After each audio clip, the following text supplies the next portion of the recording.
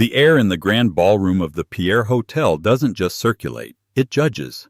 It was an atmosphere thick with the scent of money, a mixture of Chanel No. 5 and ruthless ambition. For Audrina Rowe, it was the smell of a life she had been brutally ejected from. She stood near a marble column, a ghost at the feast, watching her ex-husband Preston Vanderbilt III charm the city's elite. His new fiancée, a diamond-draped piranha named Bianca Dumont, spotted her and whispered to her friends. A wave of condescending smirks rippled through the crowd. They saw a forgotten woman, a social relic. What they didn't know was that in less than an hour, a dead man's final wish would detonate a bomb in the center of this gilded room, and Audrina Rowe was standing at ground zero. The invitation had arrived on a Tuesday, a stark slash of obsidian cardstock, amidst the usual junk mail and bills that constituted Audrina's new life. It was heavy, the kind of paper that felt like it was milled from money itself. The embossed silver lettering announced the annual Starlight Gala for the Arts, an event she knew all too well. It was the glittering jewel in the crown of New York's high society, a night of performative charity where fortunes were pledged and reputations were made or broken. Her first instinct was to burn it. The gala was Preston's world. It was the stage upon which he had paraded her for 5 years of their marriage, a tastefully dressed accessory to his burgeoning financial empire.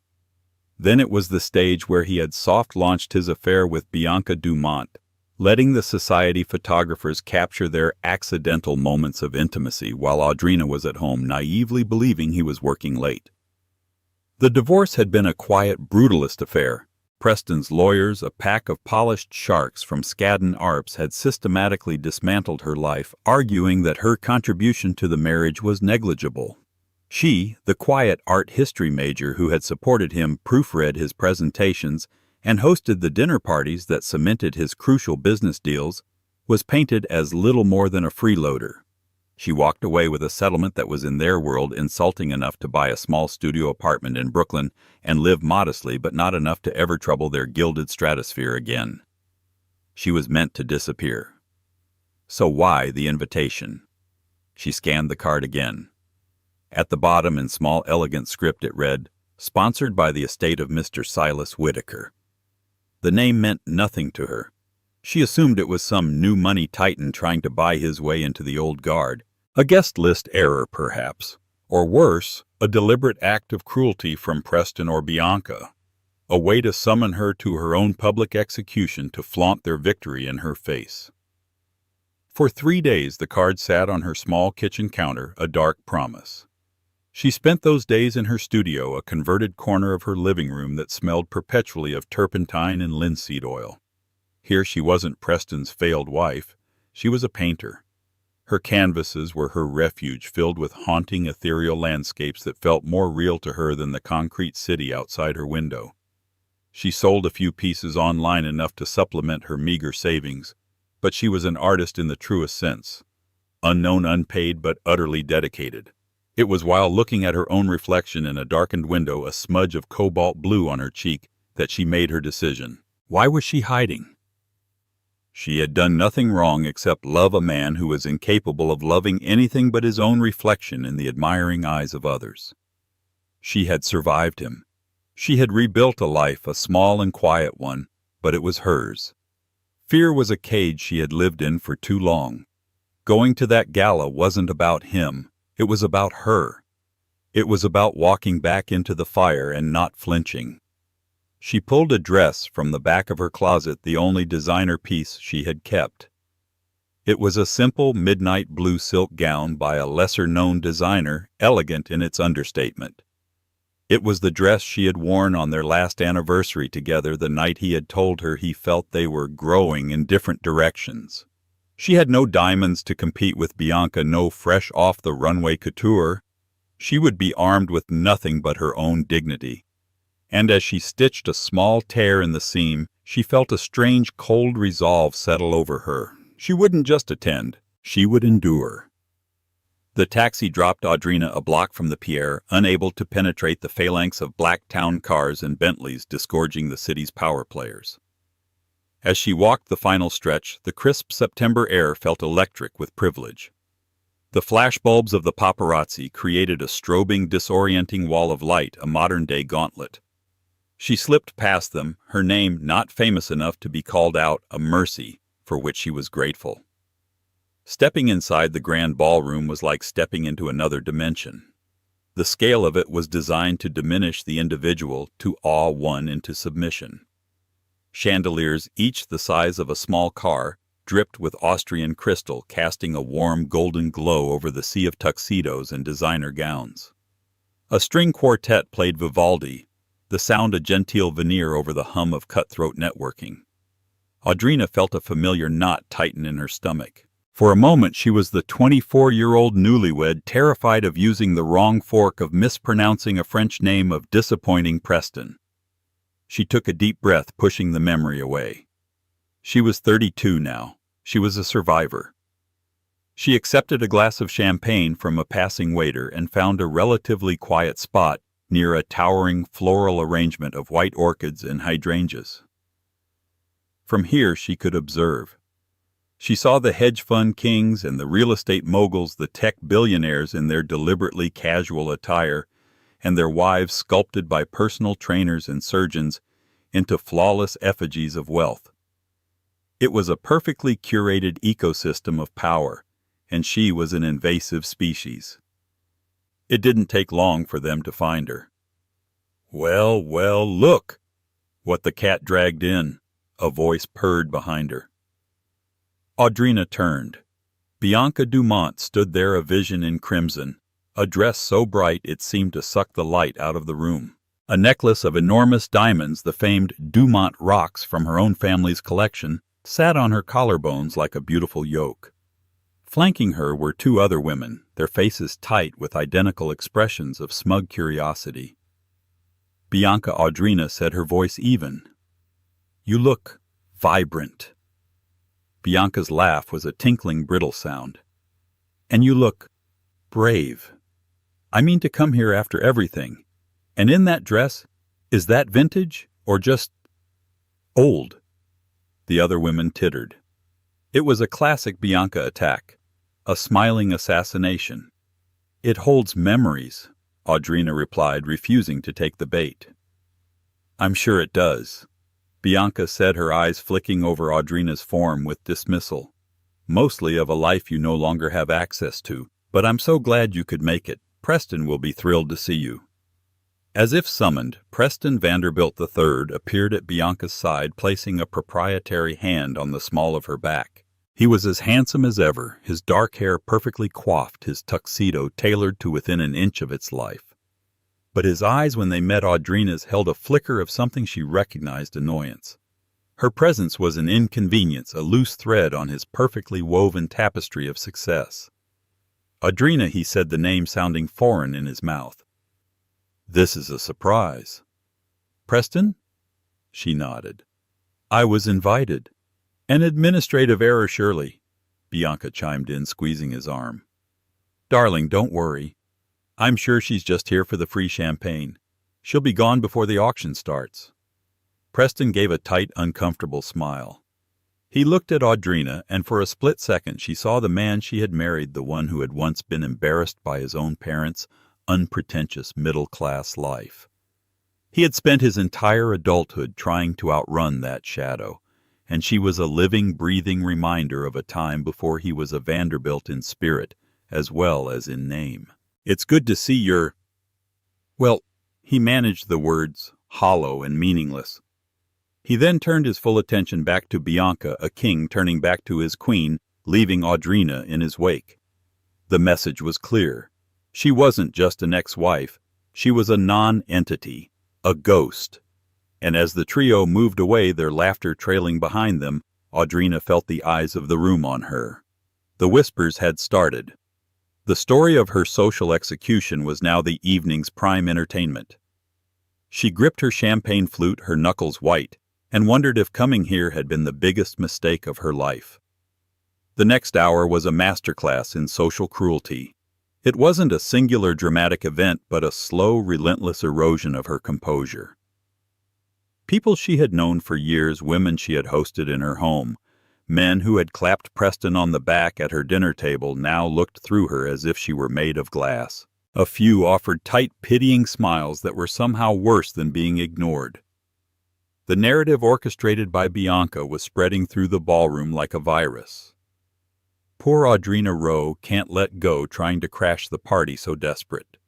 She tried to find a corner to disappear into, but the room seemed to shrink around her. She found herself near the silent auction tables, feigning interest in a signed first edition of a book she couldn't afford. I thought I smelled desperation mixed with the canapés. It was Jonathan Caldwell, a rival of Preston's in the cutthroat world of private equity.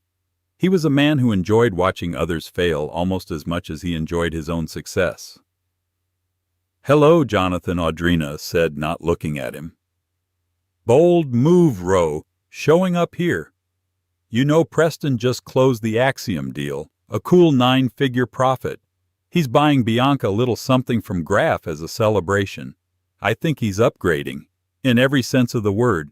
His leer was greasy and self-satisfied. Audrina felt a hot flush of anger and shame. She turned to walk away, but found her path blocked by another couple, the Ashworths, who had been their closest friends during the marriage. "Audrina, dear," said Mrs. Ashworth, her face a mask of faux concern. "We were so sorry to hear about, well, everything. But you're looking healthy. So wonderful that you're keeping your spirits up." The condescension was suffocating.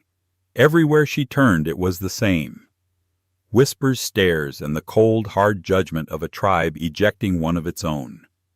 This was their power, not just the money, but the ability to enforce the invisible, brutal rules of their world. They could render a person invisible. The true nadir of the evening came just as the guests were being called to their tables for dinner. Audrina, deciding she had endured enough, was making her way toward the exit. She had proven her point to herself. She could face them. Now she just wanted the solace of her quiet apartment. As she passed the central bar, Bianca intercepted her, a fresh glass of champagne in her hand.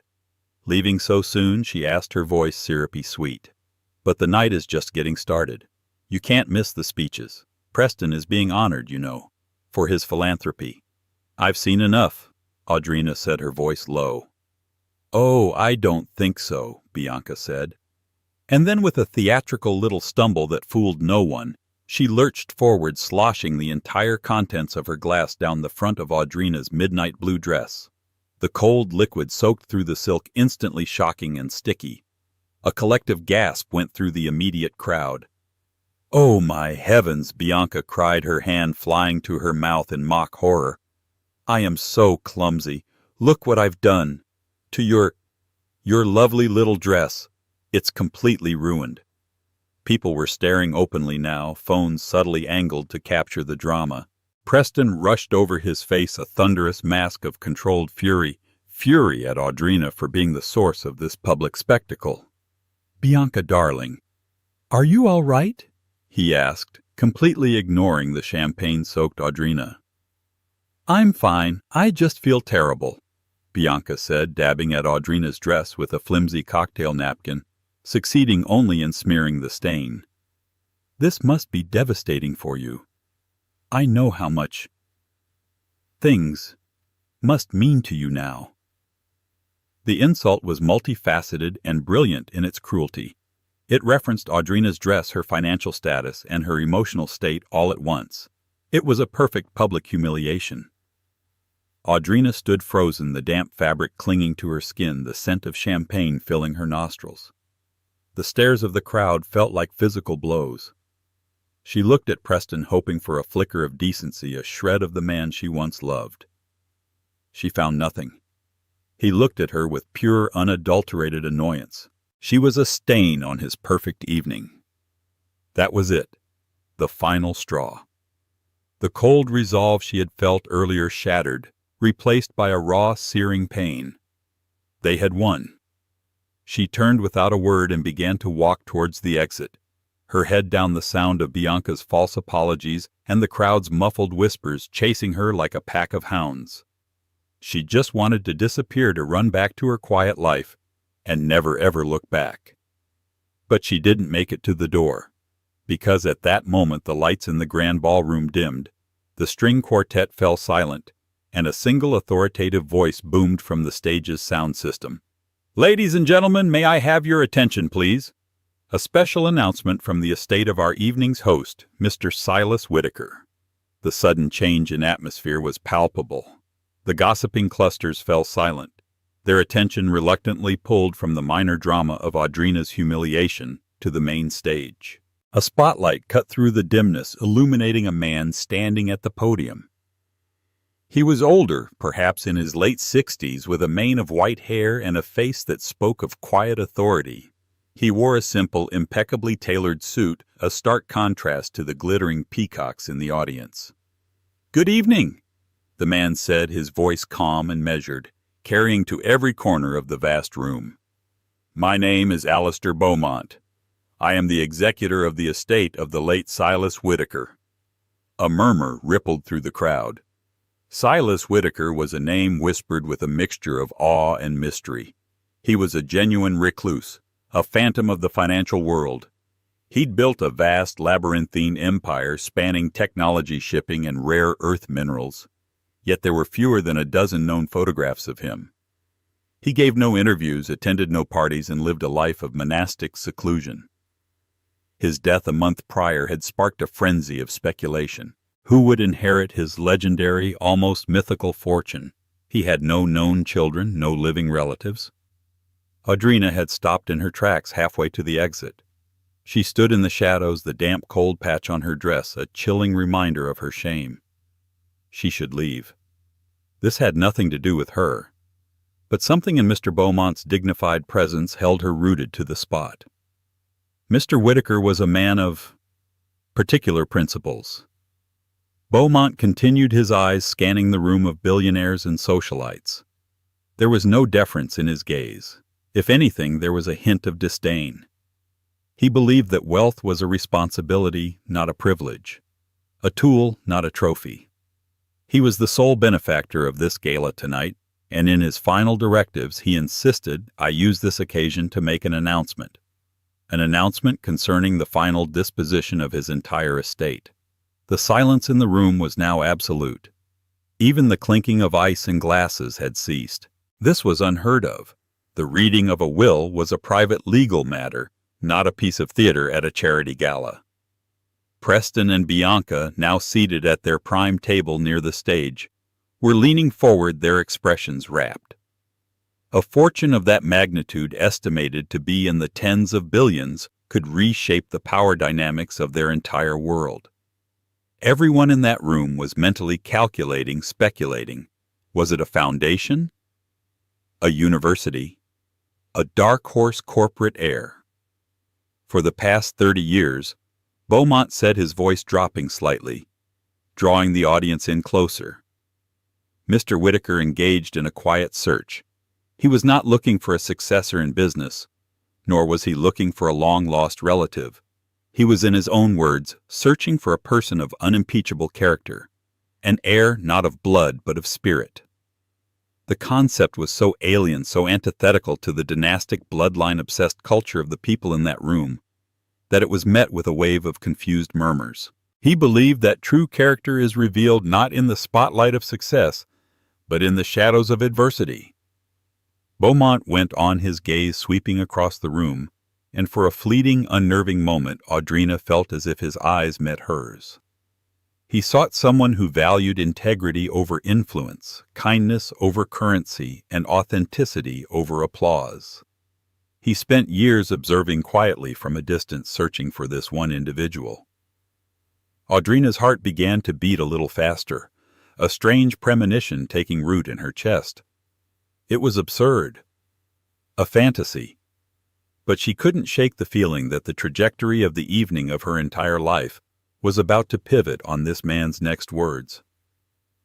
He found this person not in a boardroom, not at a country club, and not in the society pages. Beaumont said, his voice building to a crescendo. He found them in a small, unassuming corner of the world, living a life of quiet dignity and creating beauty against a backdrop of personal hardship. On the stage, Beaumont adjusted his glasses and picked up a single sheet of paper from the podium. It was a simple typed page, not the ostentatious vellum-bound document one might expect. In accordance with the last will and testament of Silas Aloysius Whitaker, executed on the 5th of August this year, I am legally bound and honored to announce the sole heir to his entire fortune, the controlling interest in Whitaker Global Industries, and the stewardship of his philanthropic foundation. He paused, letting the weight of the moment settle. Every eye in the grand ballroom was locked on him. The air was so thick with tension it felt hard to breathe. The sole heir to the Whitaker estate is a resident of Brooklyn, a local artist. He took one final dramatic breath. Her name is Ms. Audrina Rowe. For one long silent second the name just hung in the air, seemingly disconnected from anything real. Audrina Rowe. It was a name that meant nothing to these people. A clerical error, perhaps. A joke. Then a collective subconscious memory seemed to ripple through the crowd. They turned one by one, their gazes sweeping the room, searching. Their eyes passed over the woman in the shadows, the one with the champagne-stained dress. They looked, and then they looked again. Their brains struggled to connect the two images, the mocked, pathetic ex-wife cowering by the exit and the name that had just been tied to one of the largest fortunes on the planet. The first sound was a champagne flute slipping from someone's fingers and shattering on the polished floor. It was the starting pistol for chaos. A disbelieving gasp erupted from Bianca Dumont. Her perfectly made-up face, moments before a mask of smug triumph, had contorted into a grotesque tableau of shock and incandescent rage. Her mouth opened and closed, but no sound came out. Preston Vanderbilt III simply froze. The blood drained from his face, leaving him a waxy pale gray. His eyes, wide with utter disbelief, were locked on Audrina. He looked as though the floor had vanished from beneath his feet, plunging him into an abyss. The Axiom deal, the Graf necklace, his entire carefully constructed world, it all seemed to shrink into pathetic insignificance in the face of this incomprehensible reality. Audrina felt as if she'd been struck by lightning. Her mind was a roaring white noise of confusion. Silas Whitaker, an artist. Me. It made no sense. It was a dream, a hallucination brought on by the stress and humiliation of the evening. She felt 100 pairs of eyes on her, but they were different now. The pity and scorn were gone, replaced by a potent cocktail of shock, awe, and raw, naked envy. Mr. Beaumont on stage seemed oblivious to the pandemonium he had unleashed. He simply folded the paper, placed it in his breast pocket, and said, "My associates will be cordoning off the west exit for Ms. Rowe. Thank you for your time." The spell broke. The press, who had been confined to a roped-off area, surged forward, their cameras flashing like a violent electrical storm. Shouts echoed through the ballroom. Ms. Rowe, over here." "Audrina, how did you know him?" "What are you going to do with the money?" Men in dark suits, presumably. Beaumont's security materialized around her, forming a protective barrier. One of them spoke into his wrist. "Package is secure. Moving to extraction point." From across the room, Preston finally snapped out of his trance. He stumbled from his chair, pushing people aside, his face a desperate pleading mask. "Audrina," he yelled, his voice cracking. "Audrina, wait! We need to talk." Bianca grabbed his arm, her nails digging into the fabric of his jacket. "Preston, what are you doing?" she shrieked, her voice shrill with hysteria. "Don't you dare go to her!" But Preston shook her off, his eyes fixed on Audrina with a desperate intensity she had never seen before. He was looking at her, really looking at her for the first time in years. But he wasn't seeing her. He was seeing Whitaker Global Industries. He was seeing a seat at a table so high and mighty it made his own look like a child's stool. Audrina just stared at him, her mind slowly beginning to process the tectonic shift that had just occurred. The man who had allowed her to be humiliated, who had watched bored as his fiancée symbolically spat on her, was now fighting his way through a crowd to get to her. The irony was so profound it was almost sickening. One of the security guards gently touched her arm. "Ms. Rowe." "This way, please." She allowed herself to be guided through the throng of stunned, gawking faces. She saw the Ashworths, their jaws agape. She saw Jonathan Caldwell, his smug leer replaced by a look of slack-jawed astonishment. They were all looking at her as if she were a celestial event, a solar eclipse they couldn't possibly comprehend. As she was whisked through the west exit and into a quiet marble-lined corridor, she took one last look back into the grand ballroom. It was a scene of utter chaos, a world turned upside down. The rigid, unforgiving hierarchy of this universe had been shattered by a dead man's words, and in its place a new bewildering order was being born. And she, Audrina Rowe, the ghost at the feast, was now sitting on the throne. The town car that spirited her away from the Pierre was an island of silent leather-scented calm in a sea of pandemonium. Audrina stared out the tinted window at the flashing lights and scrum of reporters now surrounding the hotel entrance, her mind still struggling to catch up with reality. Beside her, Alistair Beaumont sat patiently, not speaking, giving her the space to breathe. Finally, she turned to him, her voice barely a whisper. "I don't understand. Silas Whittaker. I don't know anyone by that name. This has to be a mistake." Beaumont offered a small, kind smile. "It's no mistake, Ms. Rowe. But I understand your confusion. You didn't know him as Silas Whittaker. You knew him as Mr. Silas." The name sent a jolt through her. Mr. Silas. An old man, stooped and gentle, who was a fixture at the small park near her Brooklyn apartment. He was there almost every afternoon, sitting on the same bench, feeding pigeons from a paper bag and reading worn paperback novels. She had struck up a conversation with him one day, about a year ago after her divorce, when the loneliness had felt particularly sharp. He'd told her he was a retired history teacher. His clothes were simple, a bit frayed. His hands were gnarled with what she assumed was arthritis. He was quiet, a wonderful listener, and he had the kindest, most observant eyes she had ever seen. They talked about books, about the changing seasons, about the struggles of life in the city. She found herself confiding in him, telling him about her art, her failed marriage, her fears, and her dreams. He never offered advice, but he always listened with a profound, validating attention that made her feel seen in a way she hadn't felt in years. The old man. From the park, she stammered, her mind reeling. The retired teacher. He was many things, Ms. Rowe, but he was never a teacher. Beaumont confirmed gently. That was his escape. His way of being a person, not a portfolio. He was one of the wealthiest men in the world, but he was also one of the loneliest. You showed him a kindness that was entirely without agenda. You spoke to him not because you wanted something, but because you saw a fellow human being on a park bench. Tears welled in Audrina's eyes as the pieces clicked into place.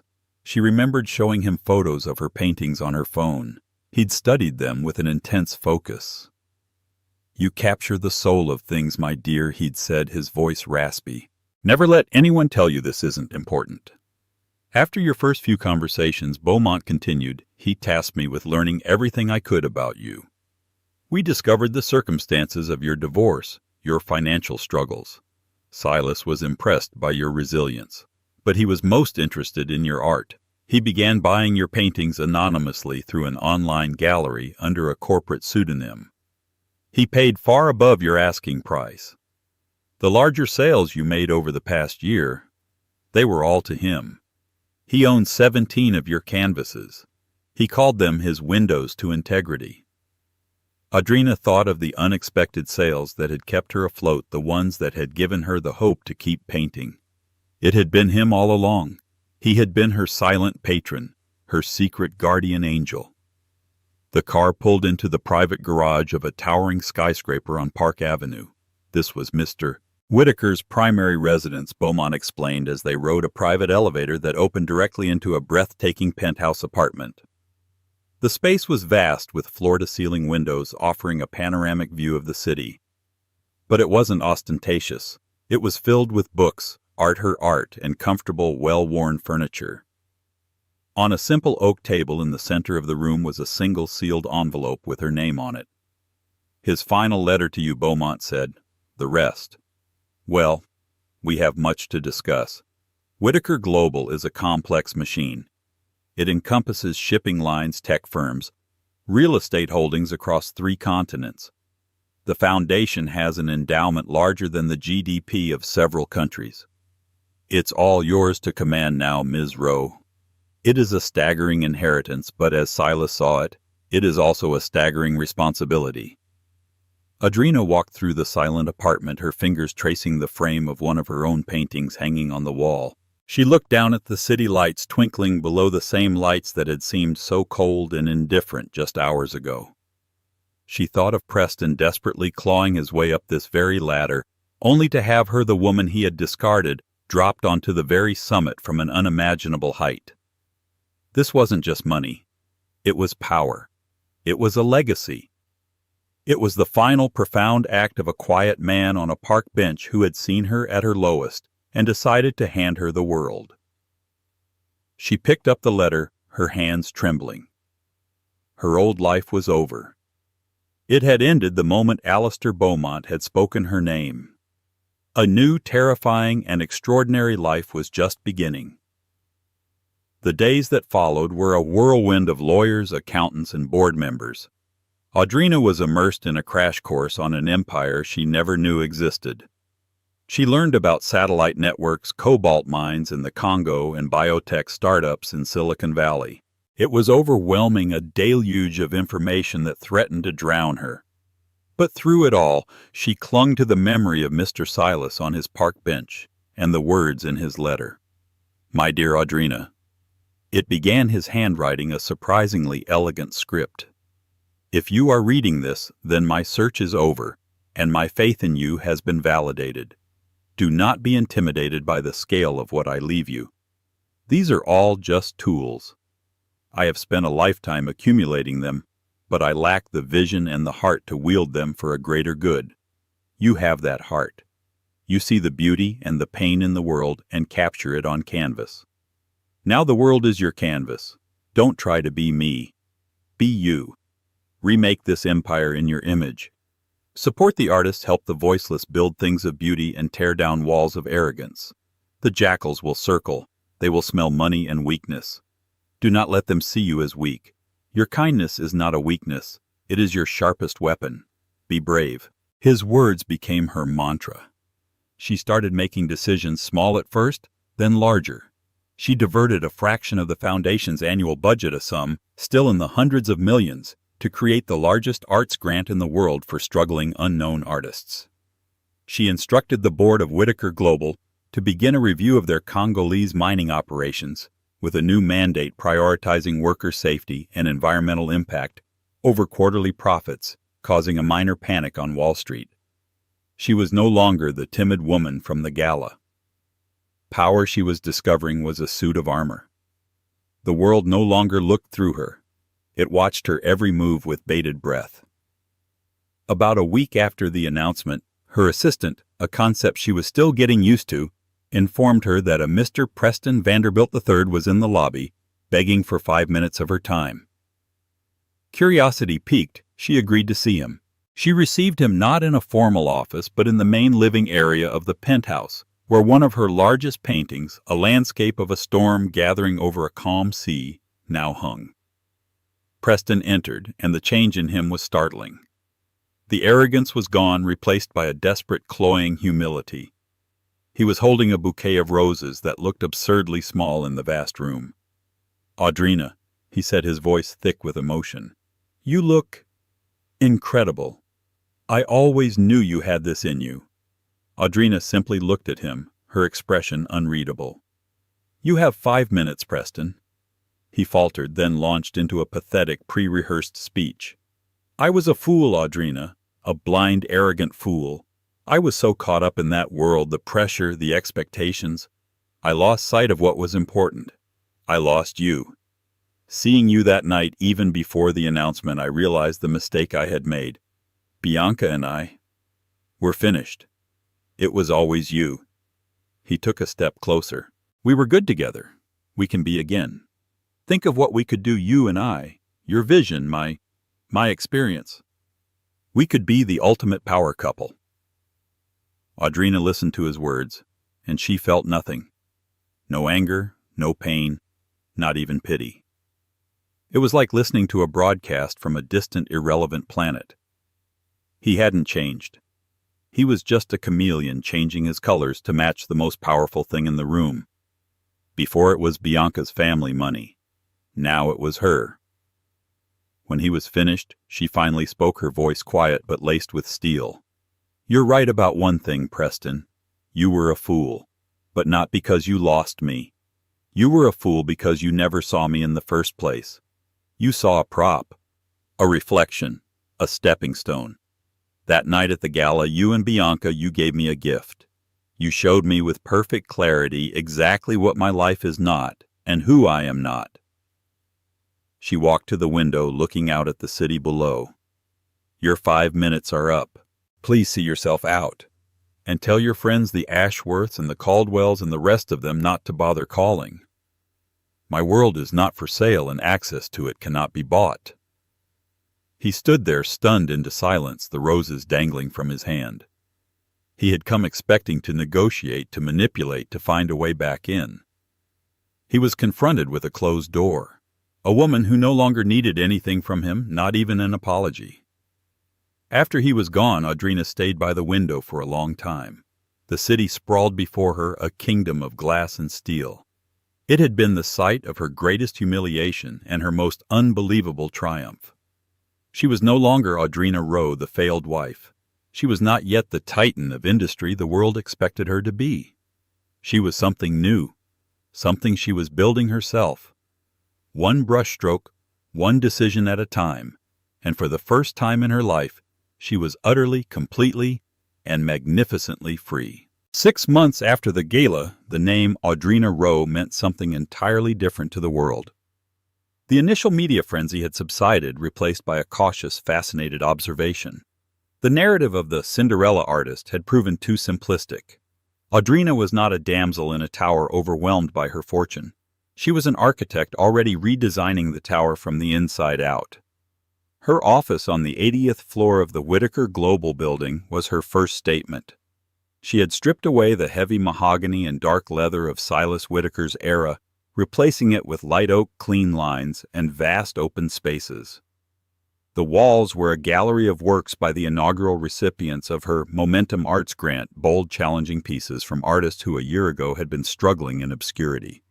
It was less a corporate headquarters and more the world's highest art studio, a place where creativity and commerce were forced to coexist. Audrina herself had changed. The diffidence was gone, replaced by a quiet, unshakable authority. She moved with purpose. Her voice was calm, but her words carried the immense weight of her new position. She hadn't adopted the severe power suits of her female counterparts. Instead, she favored elegantly tailored dresses in deep colors. Her only jewelry, a simple silver bracelet, a gift from Mr. Silas left for her in his desk that she had discovered weeks after his death. The changes she implemented sent ripples through every corner of the empire. The ethical reforms in the Congo, initially derided as Audrina's folly by Wall Street analysts, had unexpectedly quelled a long-simmering labor dispute that had threatened to halt production for months. Her investment in a risky but revolutionary green energy startup, an act seen as sentimental, was now being hailed as visionary after the company secured a game-changing patent. She was running the company, not like a machine, but like a living ecosystem, understanding that the health of the whole depended on the well-being of its smallest parts. The old world, Preston's world, didn't know what to make of her. Invitations to every charity board and exclusive event flooded her office. They were desperate for the legitimacy and power her name now conferred. She ignored them all, choosing instead to make unannounced visits to the art schools and community centers her foundation now supported. But an empire, she was learning, is not a static object to be reshaped at will. It is a territory, and there are always others who covet it. Alistair Beaumont had warned her about Lachlan Kane. Kane was a corporate predator of the old school, a man who saw companies not as entities to be nurtured, but as carcasses to be stripped for parts. He had been circling Whitaker Global for years, waiting for the old man to die, believing the company would be left in a state of chaos ripe for a hostile takeover. Audrina's appointment had been a shocking, infuriating obstacle to his ambitions. And Lachlan Kane did not suffer obstacles gladly. He requested a meeting and Audrina granted it, holding it in her office. When he walked in, he was exactly as Beaumont had described, impeccably dressed with a predator's smile and eyes that appraised everything for its monetary value. "Ms. Rowe," he began, his voice a smooth, condescending purr, as he took in the art on her walls. "An eclectic decorator. I trust you're enjoying your new role." "It's fulfilling, Mr. Kane," Audrina replied, gesturing for him to sit. "What can I do for you?" "Let's be direct," he said, leaning forward, his smile tightening. "You are an artist, a person of sentiment. I am a businessman. This world," he gestured around the vast office, "is not your world. It's a brutal, unforgiving game. You are in over your head." He laid out his proposal. It was a buyout skillfully packaged as a rescue mission. He would take the burden of Whitaker Global off her delicate shoulders, leaving her with a generous cash settlement and full control of the philanthropic foundation. "You can focus on your art on giving money away," he said patronizingly. "Leave the difficult business of making it to people like me." Audrina listened without interruption, her hands resting calmly on the table. She let him talk for 10 full minutes, letting him lay all his assumptions, all his contempt on the table. He saw her as a naive girl who had won the lottery, someone who would be easily intimidated.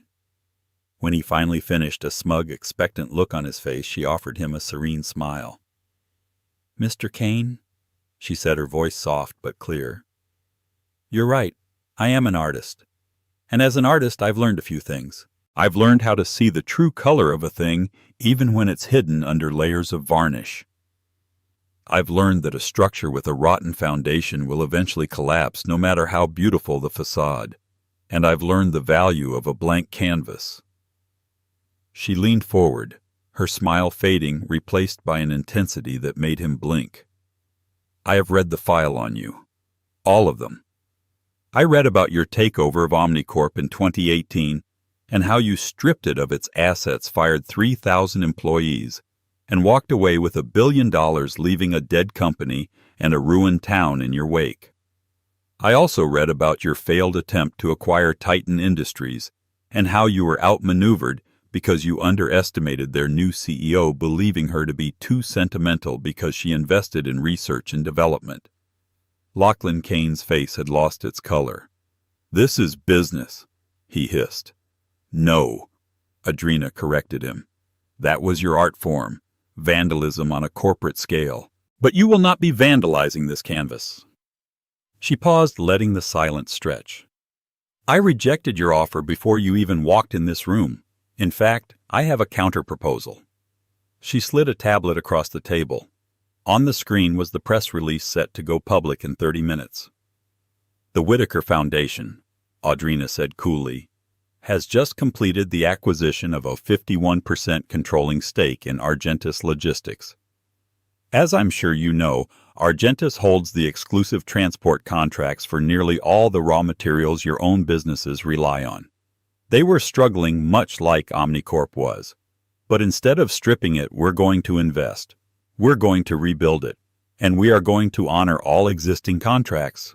Under a revised pricing model, of course. One that reflects a more ethical partnership." Lachlan Kane stared at the screen, then at her, his face a mask of disbelief and fury.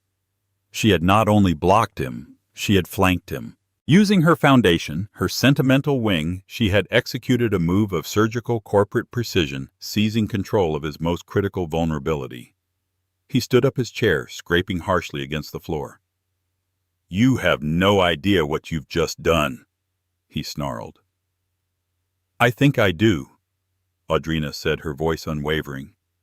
"I'm protecting my inheritance. Mr. Whitaker didn't just leave me a fortune, Mr. Kane.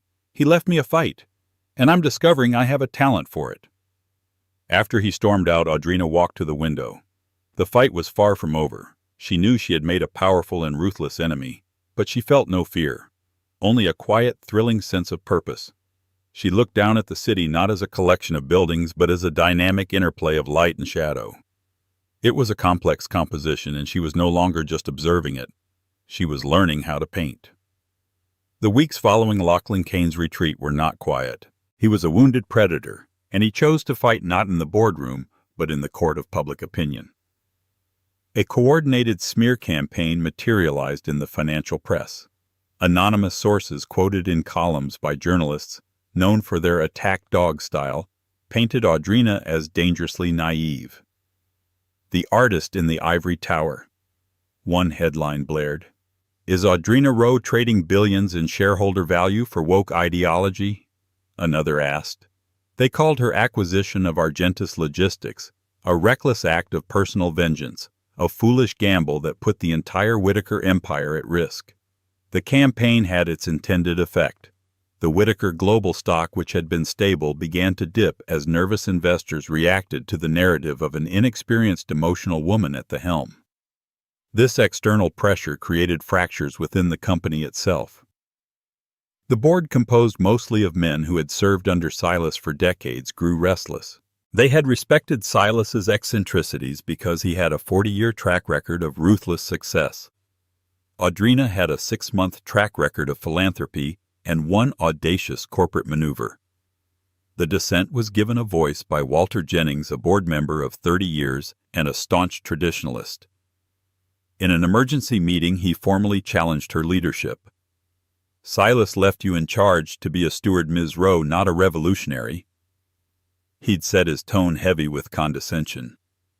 This move against Kane was personal, not strategic. You've rattled the markets and made us look unstable. We need to divest from Argentus and reassure our shareholders. Audrina looked around the polished boardroom table at the anxious, skeptical faces. The old Audrina would have shrunk under their collective disapproval. The old Audrina would have questioned herself, her instincts. But that woman was gone.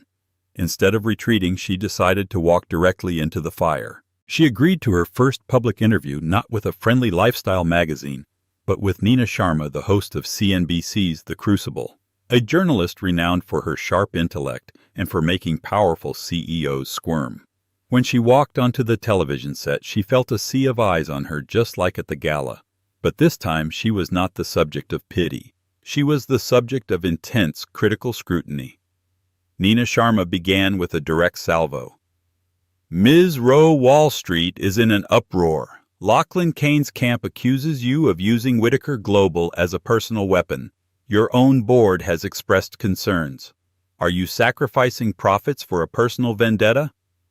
Audrina met the journalist's gaze, her calm a stark contrast to the high-stakes atmosphere. Thank you for having me, Nina. What Mr. Kane's camp calls a personal weapon, I call a strategic defense. Mr. Whitaker built an empire, but he didn't build a fortress. It was vulnerable to predators like Mr. Kane, who see great companies as nothing more than assets to be stripped and sold. My acquisition of Argentus Logistics wasn't an attack. It was the construction of a necessary wall. It ensures the stability of our supply chains and insulates us from the kind of corporate vandalism Mr. Kane is famous for. Nina Sharma was unfazed. A very expensive wall. Critics say this is the action of an activist, not a CEO. They say you don't have the experience to be running a company this complex. I'm not a traditional CEO. Audrina conceded, a move that surprised the anchor. My background isn't in finance. It's in art history and creation. But art teaches you to see the world differently. An artist learns to value the foundation of a sculpture, not just its surface gloss. We learn that a masterpiece is not created overnight. It requires patience, long-term vision, and an unwavering commitment to quality. I am not interested in the short-term gloss of quarterly earnings at the expense of the long-term health of this company. I am building a masterpiece, not flipping a property. And that is a vision I believe our serious investors will come to appreciate. She spoke with a quiet, compelling passion, her language clear and free of corporate jargon. She dismantled every criticism, not with defensiveness, but with a confident alternative philosophy. When Sharma asked about her ethical reforms, she didn't talk about charity. She talked about risk management. A happy, safe workforce is a productive workforce. A clean environmental record avoids future fines and reputational damage. Kindness isn't a cost, Nina. In the 21st century, it is one of the most valuable assets a company can have. The interview was a revelation. It went viral with clips replayed across every platform. The narrative began to shift. She wasn't an emotional amateur. She was a new kind of visionary. A younger generation of investors tired of the old slash-and-burn model of corporate growth were inspired. The Whitaker Global stock stabilized, then began a steady, confident climb, reaching a higher point than before the dip. At the next board meeting, the atmosphere was entirely different. Walter Jennings sat in stony silence as Audrina, backed by Alistair Beaumont, presented a meticulously detailed 5-year plan. It was her artistic vision translated into the language of data charts, projections, and market analysis that demonstrated how her ethical and strategic initiatives would lead to sustainable long-term growth. She didn't ask for their faith. She earned their respect with sheer competence. The challenge to her leadership evaporated. Days later, Audrina slipped away from her skyscraper office and drove to a newly opened community arts center in the Bronx funded by her foundation. No cameras, no assistants. She wore jeans and a simple sweater, her hair tied back. She spent the afternoon at a pottery wheel, her hands caked in wet gray clay. The young artists around her knew she was their benefactor, but in this space, she was just Audrina, another creator. A teenage girl, her face smudged with clay, worked intently beside her. "I just want to make something," the girl said, her eyes bright with passion. "Something real, something that will last." Audrina looked down at her own hands, shaping the raw, formless material into the beginnings of a bowl. The feeling of creation, of bringing something new and whole into the world from nothing, was the same feeling she now had sitting at the head of the boardroom table. She was no longer just the keeper of a dead man's legacy. She was a sculptor working with a much larger, more complex kind of clay, shaping a legacy of her own. And it was just beginning to take form. Audrina's story is a powerful reminder that our worth is never defined by the people who discard us. She walked into that gala as a ghost, a footnote in her ex-husband's triumphant life, and walked out a queen. It wasn't just about the money, it was about the vindication. It was the universe affirming that her quiet strength, her hidden talent, and her resilient heart were more valuable than all the shallow glamour in that ballroom. Her journey from a humble Brooklyn artist to a global powerhouse proves that the greatest comebacks are forged in the fires of humiliation, and sometimes the quietest person in the room is the one with the most power. What would you do if you were handed that kind of power overnight? Do you believe in karma, that people eventually get what they deserve? Let us know your thoughts in the comments below. If this story moved you and you want to hear more incredible real-life dramas, please hit that like button, share this video with someone who needs a dose of inspiration, and don't forget to subscribe to our channel for more stories that will leave you breathless. Thank you for listening. You are simply too plain for high society. With those 6 brutal words, the powerful magnate Marcus Thorne ended his marriage, casting his wife Clara Hayes aside like a worn-out coat. He saw her as a quiet, black-and-white photograph in his new world of dazzling color, but he made a fatal error in judgment. He forgot that the most powerful forces are often the ones you don't see coming. This is the story of what happens when the woman he deemed worthless walks back into his life at his own gala, not with her head down, but on the arm of a reclusive billionaire, a man who could end Marcus's entire empire before the champagne toast is over. This isn't just a glow-up, it's a reckoning. The words echoed in the sterile, mahogany-paneled office of the divorce attorney, colder and sharper than the pristine glass skyline of New York City, visible through the floor-to-ceiling windows. "Let's be honest, Clara," Marcus Thorne said, his voice devoid of the warmth she once cherished. He adjusted the cuff of his bespoke Tom Ford suit, a nervous tic he had when he was about to be particularly cruel. You were perfect for the climb, the quiet, supportive, intelligent wife. But we're here now. We're at the summit, and this air, it's too rarefied for you. You're just too plain for high society. Clara Hayes, soon to be formally Thorne, didn't flinch. She had spent the last 6 months building a fortress around her heart, brick by painful brick. She simply stared at the man she had loved since they were college students with shared dreams and instant ramen. The man she had supported, whose papers she had typed, whose early business plans she had helped proofread. The man whose ambition she had fueled with her unwavering belief. He saw her silence as weakness, as confirmation. The galas, the benefits, the weekends in the Hamptons with the Vanderbilts. You shrink in those rooms, Clara. You're like a librarian at a rock concert. I need a partner who shines, who understands the game, not someone who'd rather discuss 15th century art with the catering staff. The final papers were pushed across the polished table. Her signature felt like a betrayal of her younger self, the girl who had fallen for a charming, ambitious boy. His signature was swift, decisive, a businessman closing a deal that no longer served him. He stood up, already moving on. Beside him, his lawyer, a shark, in a Brioni suit, gathered the documents. The settlement is generous, Marcus added, a final act of condescending charity.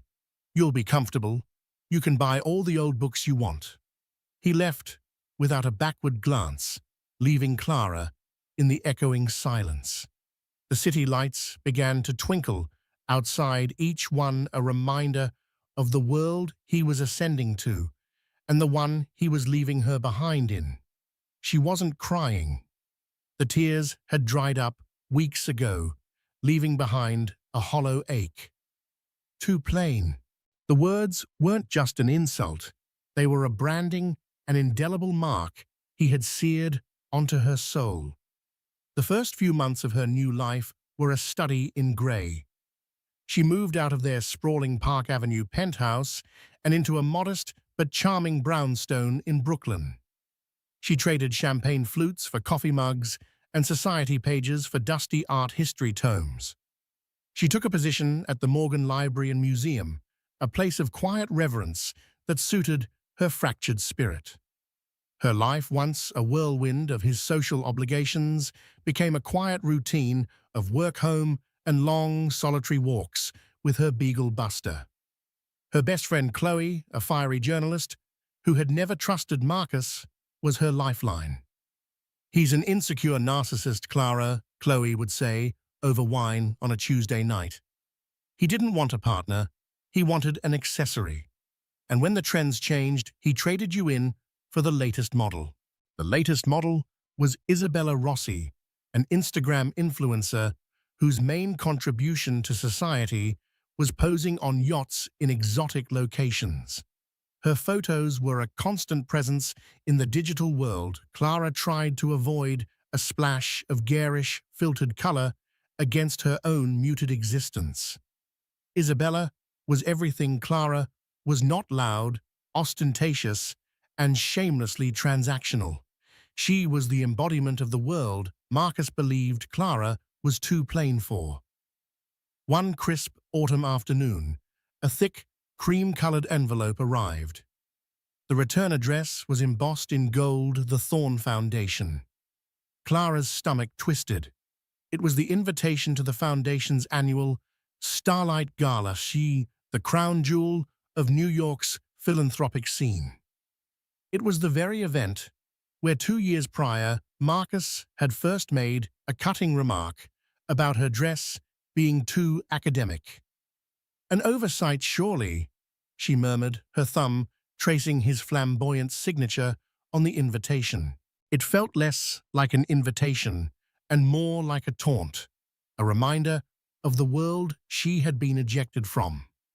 She was about to toss it into the recycling bin when her phone buzzed. It was Chloe.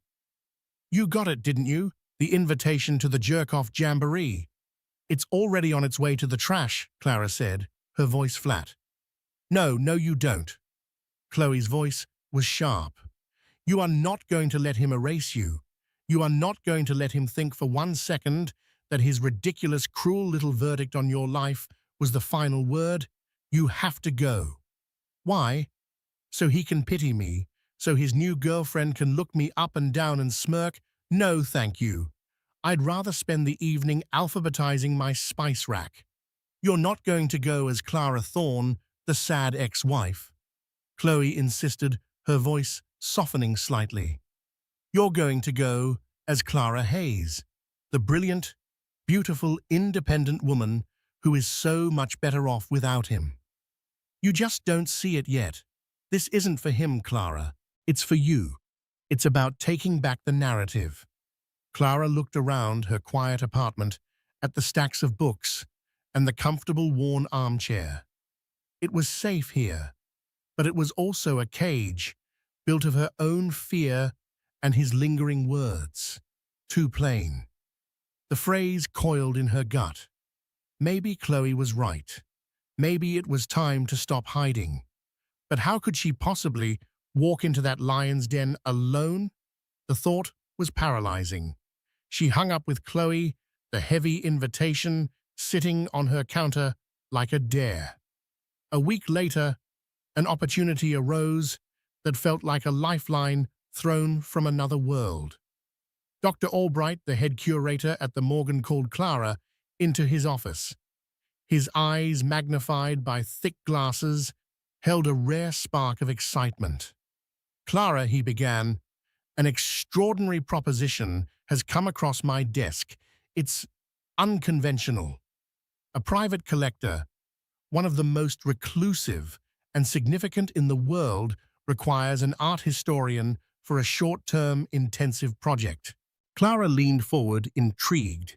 He's recently acquired a number of lost Renaissance sketches believed to be from the studio of Verrocchio. He needs them authenticated, catalogued, and curated for his private collection. The work requires absolute discretion, a non-disclosure agreement thicker than a phone book. But the access, my dear, it's the kind of thing we dream of. Who is the collector? Clara asked. Dr. Albright shook his head. He insists on complete anonymity until the consultant is chosen and has signed the NDA. All communication is through his family office. All I can tell you is that he is based here in New York, and the compensation is astronomical. He specifically requested someone with your expertise in 15th century Florentine art. The project was a godsend. It was a chance to immerse herself in the very passion Marcus had belittled to prove her own worth to herself on her own terms. It was a world away from galas and gossip columns. She accepted immediately. The following Monday, a black car so sleek it seemed to absorb the light around it picked her up. It drove her not to a museum or a gallery, but to a towering, impossibly modern skyscraper in the financial district that bore no name, only a discreet silver logo, a stylized S. The NDA she signed in the silent marble lobby was indeed formidable, threatening legal consequences that made her head spin. She was led to a private elevator which opened directly into a penthouse that was less an apartment and more a private museum. The walls were hung not with ostentatious modern art, but with masterpieces that made her breath catch in her throat, a brooding Rothko, a delicate Monet, a powerful de Kooning. But the main room was dominated by a series of climate-controlled display cases, and inside them were the sketches. For 2 weeks, Clara lived in a state of scholarly bliss. She was given a lab coat, a digital microscope, and unlimited access to the sketches. She would arrive at 8 a.m. and often not leave until after 9 p.m., losing herself in the faint charcoal lines, the ghost of a master's fingerprint, the very texture of history. She communicated with the mysterious collector only through encrypted emails, sending him detailed daily reports. His replies were brief, but always insightful, asking questions that revealed a deep, genuine knowledge of the art. He was no mere accumulator of expensive things. He understood them. She felt her own confidence returning, polished by the work she loved. Here in this silent sanctuary of art, she wasn't plain. She was an expert. She was valued for her mind, her knowledge, her eye. The sting of Marcus's words began to fade, replaced by the thrill of discovery. On the final day of the project, after she had submitted her comprehensive report, confirming the authenticity of 4 of the 7 sketches and identifying one as a previously unknown work by a young Leonardo da Vinci himself, she received a different kind of email.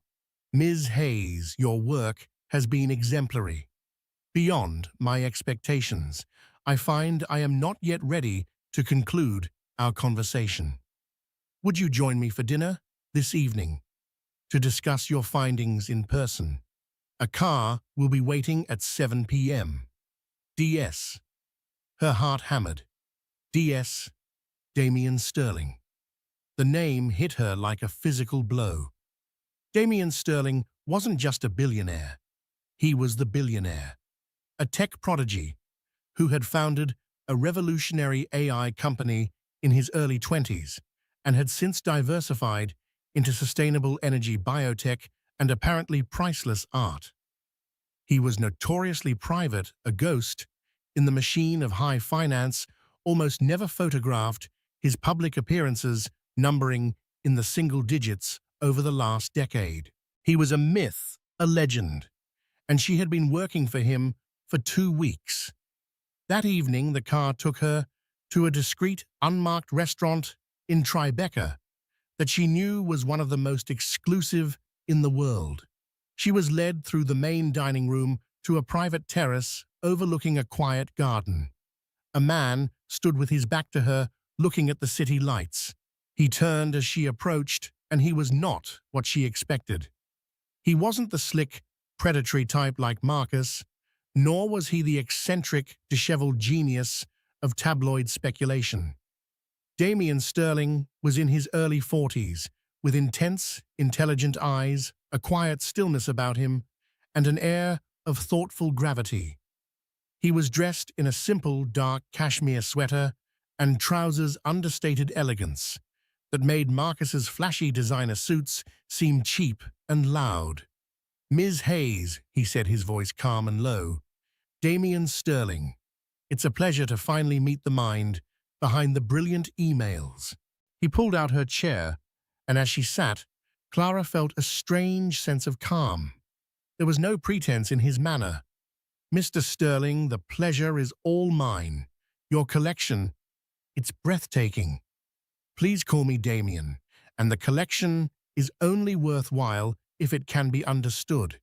You've brought it to life." They talked for hours. They spoke of Verrocchio's workshop, of Leonardo's genius, of the politics of the Medici court. He listened with an intensity that made her feel like the most interesting person in the world. He matched her knowledge with his own, but his was the curiosity of a true enthusiast, not the competitive preening of a socialite. As the evening wore on, the conversation drifted from art to other things.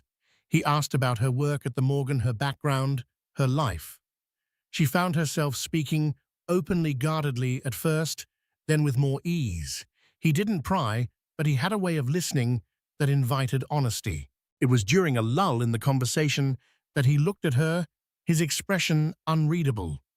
"I know who your ex-husband is, Clara." Clara stiffened. "Oh." "Marcus Thorne."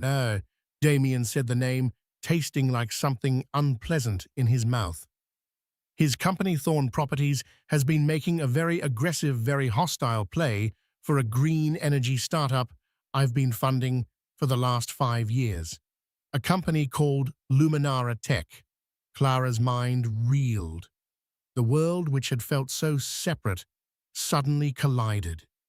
He's a brute in business, just as he is in his personal life, I imagine, Damien continued, his voice still quiet, but with a new edge of steel. He uses leverage, intimidation, and PR spin to crush smaller competitors.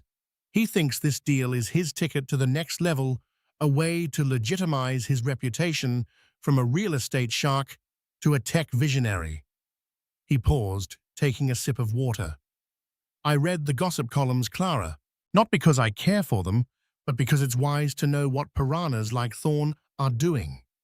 I read about your divorce, and I've read his assessment of you. Clara felt a flush of shame and anger. So he knew. He knew she had been branded too plain.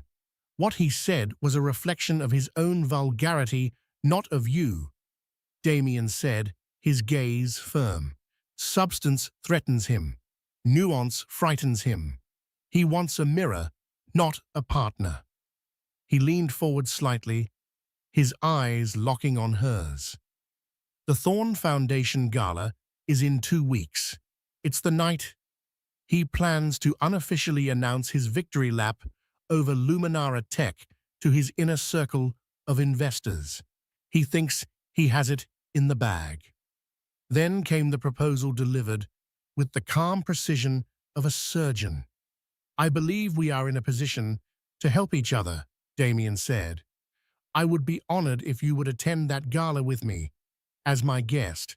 Clara stared at him, the clinking of distant cutlery and the low murmur of the restaurant fading into a dull hum. As your guest, she repeated, her voice barely a whisper. Why? For several reasons, Damien replied, laying them out with logical clarity. Firstly, Marcus Thorne's hubris is his greatest weakness. He needs to believe he is the smartest, most powerful man in any room. Your presence on the arm of someone he considers a rival, a more significant one than he'd ever admit, will unsettle him. It will distract him. And on a night when he needs to be perfectly composed, a distraction could be fatal. Fatal to his deal. Precisely. I have a counter-move planned for that evening, a very significant one. Your being there adds a psychological layer to my strategy. It will be a checkmate on 2 fronts, business and, let's call it, social justice. Clara's mind was racing. It was a cold, calculated business move. She was a pawn, a beautiful, unexpected piece, to be moved across the chessboard. The old Clara, the one who had spent a decade shrinking herself to fit Marcus's world, would have been insulted, would have recoiled from being used. But she wasn't that Clara anymore. The last few weeks of solitary, focused work had rekindled a fire in her. And the second reason, she asked, her voice steadier now. Damien's expression softened, the hard edge of the strategist receding. The second reason is more personal.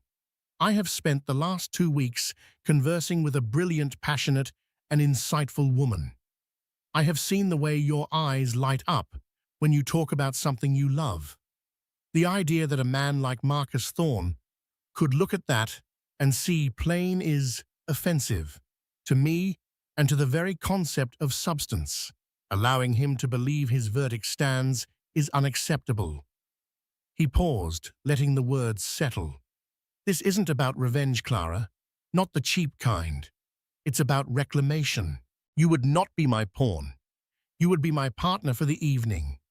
We would be walking in there as equals, each with something to gain, and each with a profound disrespect for our host.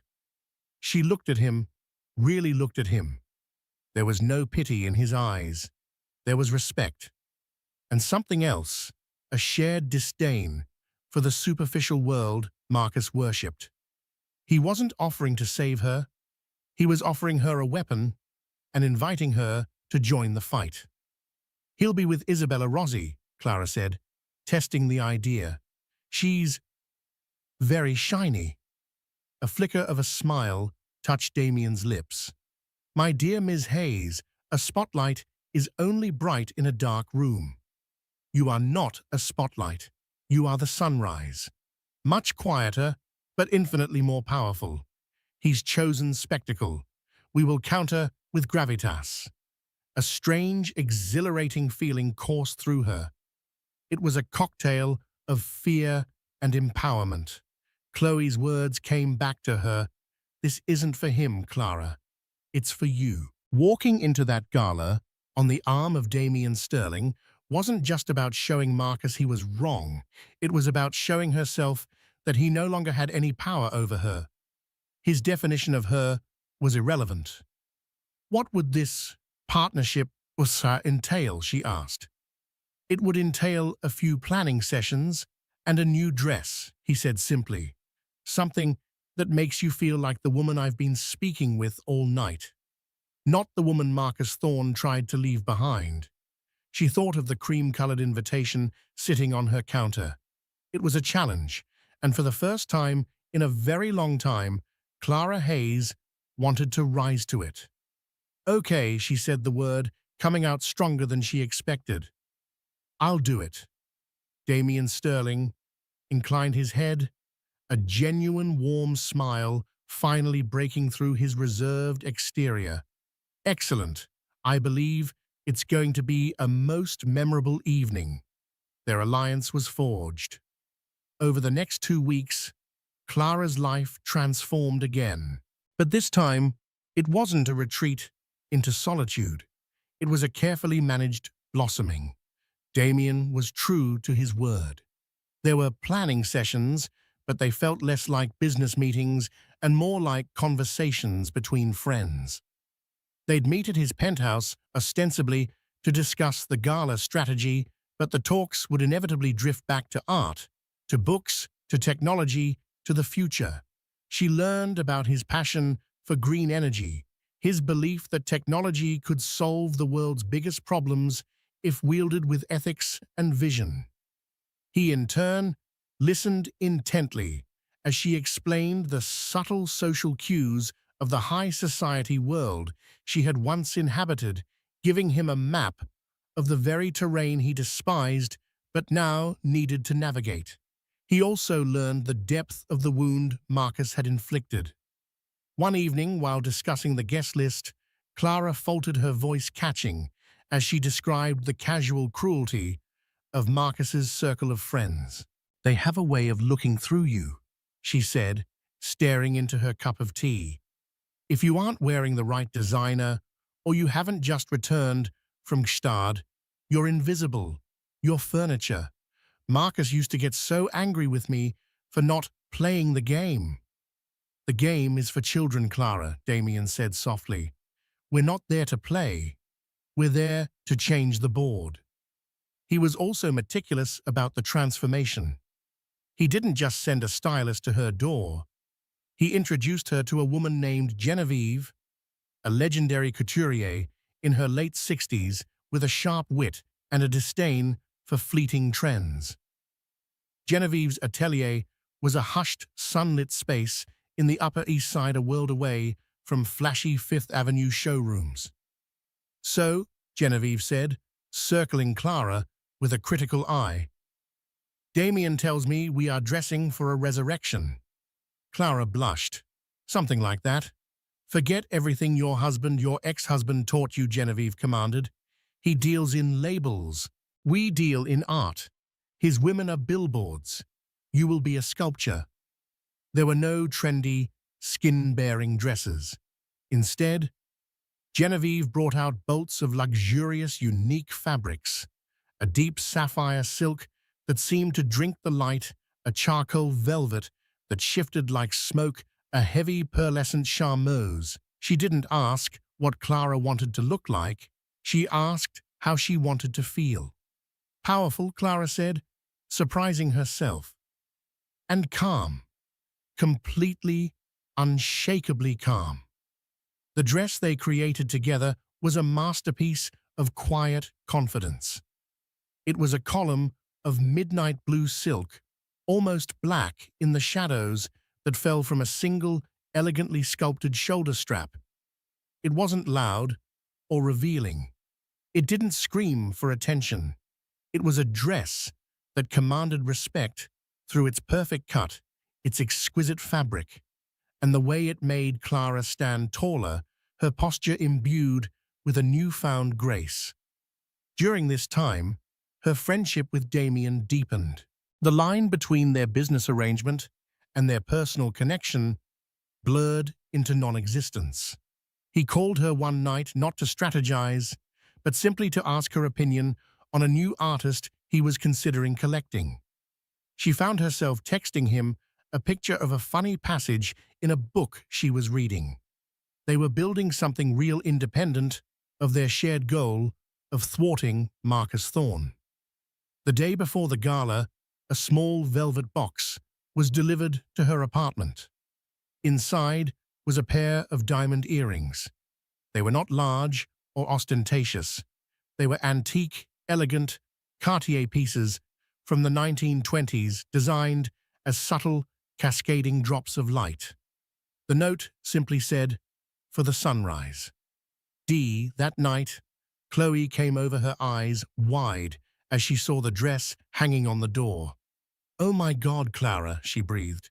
"That's not a dress. That's armor."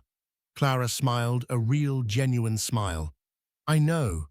Are you nervous?" Chloe asked, pouring them both a glass of wine. "Terrified," Clara admitted. "But it's a different kind of terror than before. It's not the fear of being judged. It's the fear of my own power, I think. It feels new, unfamiliar." "Get used to it," Chloe said, raising her glass.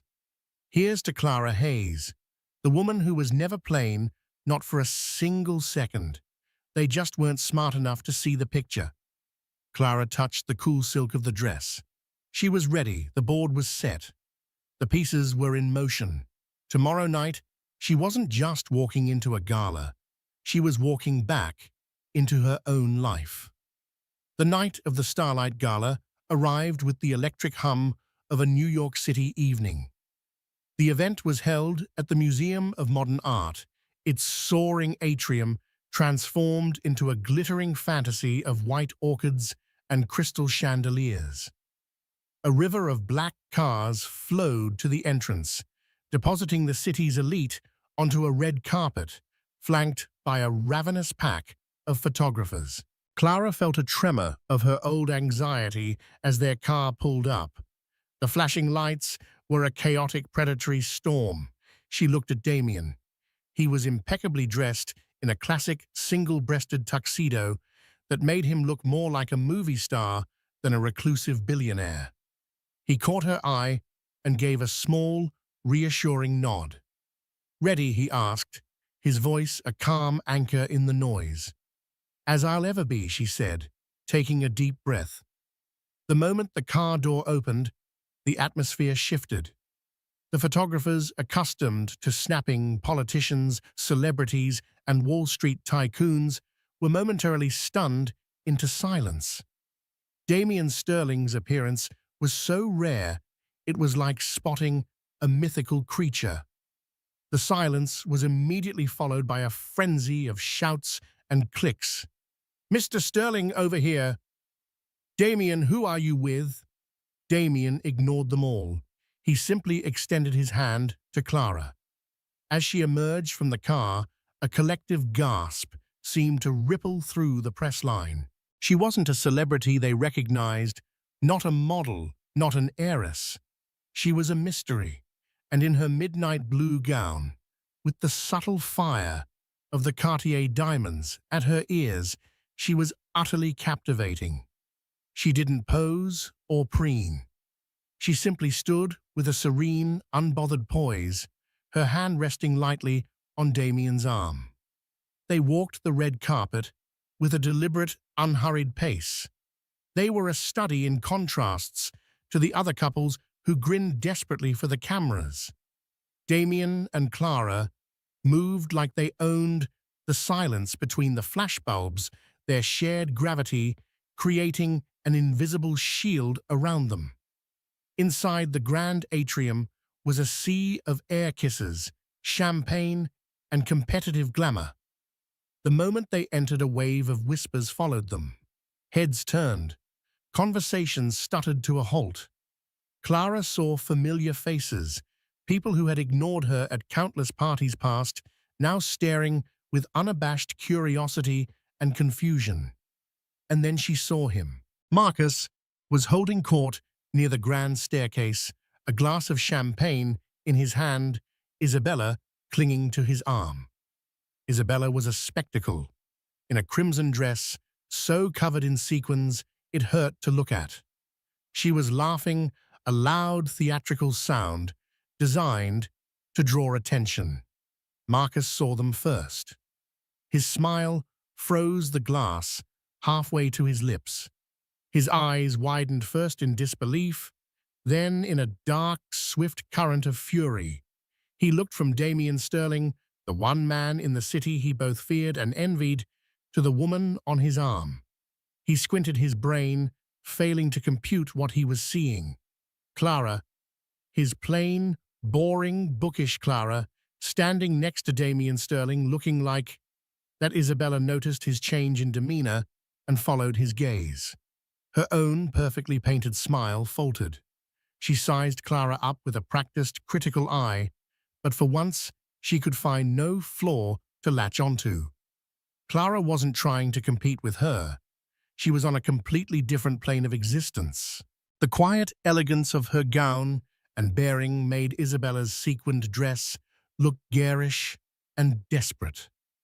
Clara felt Marcus's stare like a physical touch, but it no longer had the power to make her shrink. She met his gaze across the crowded room, holding it for a long moment.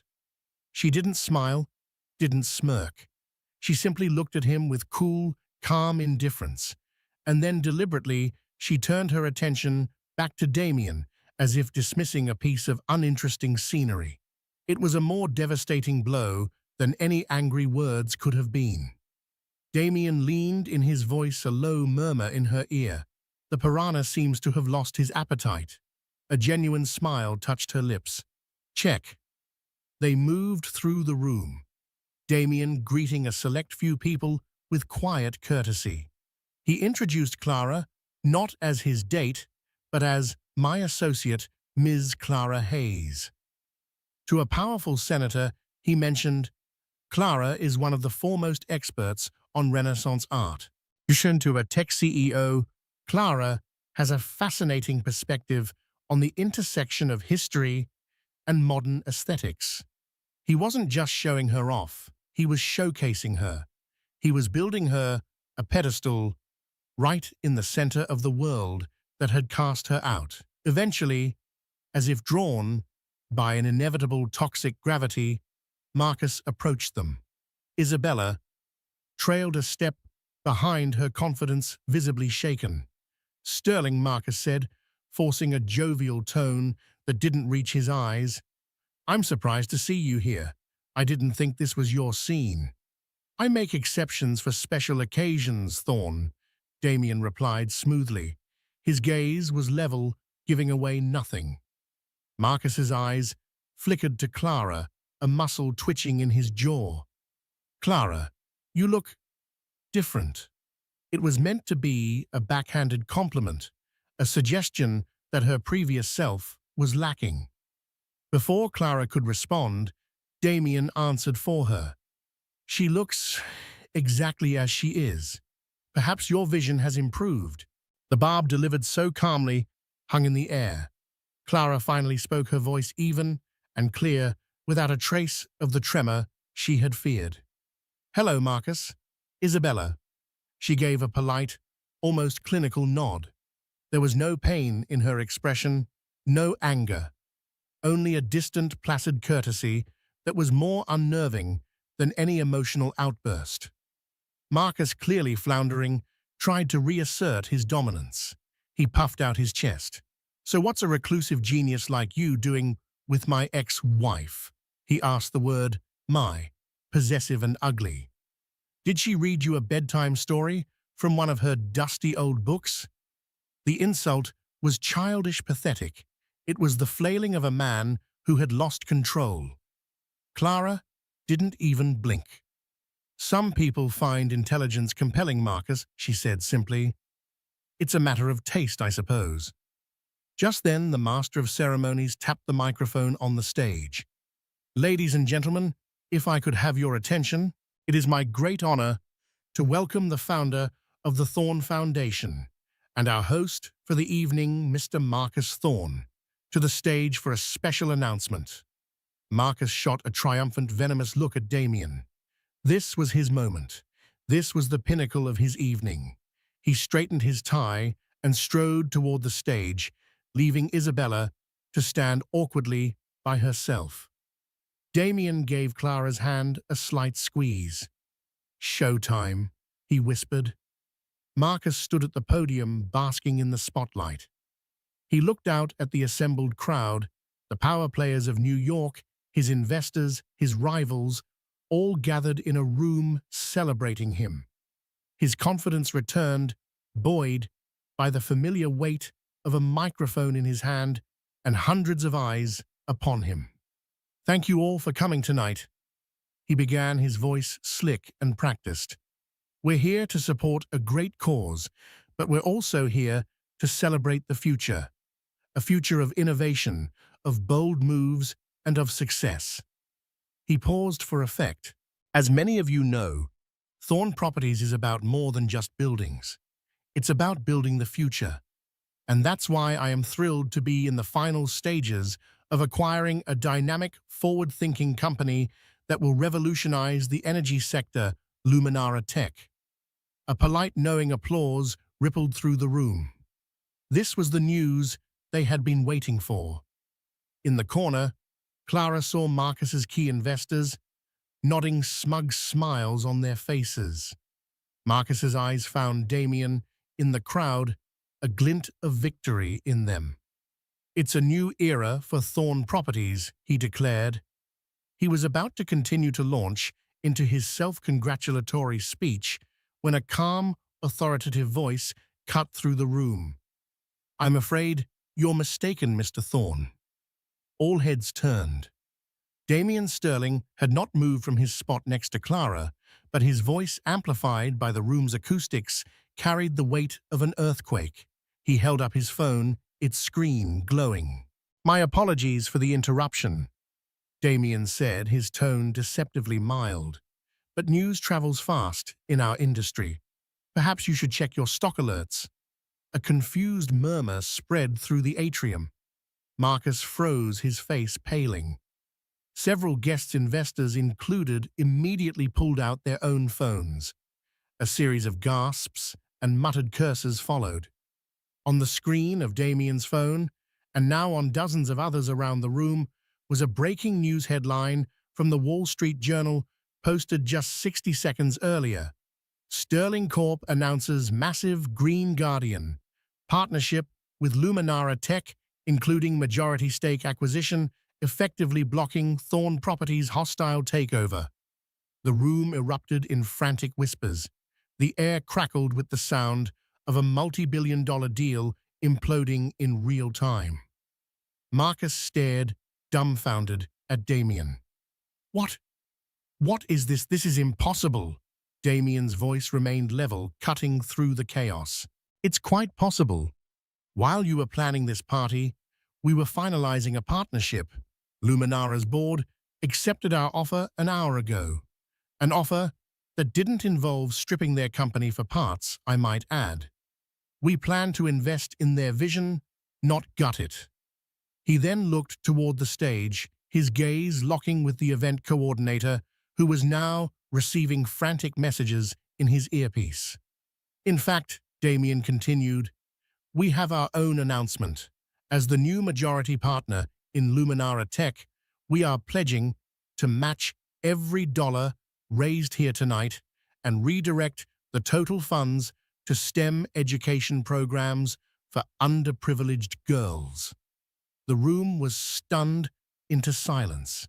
He had not only defeated Marcus, he had co-opted his entire event, turning Marcus's monument to his own ego into a footnote in a story about Damien's philanthropic and business prowess. But the final, most exquisite blow was yet to come.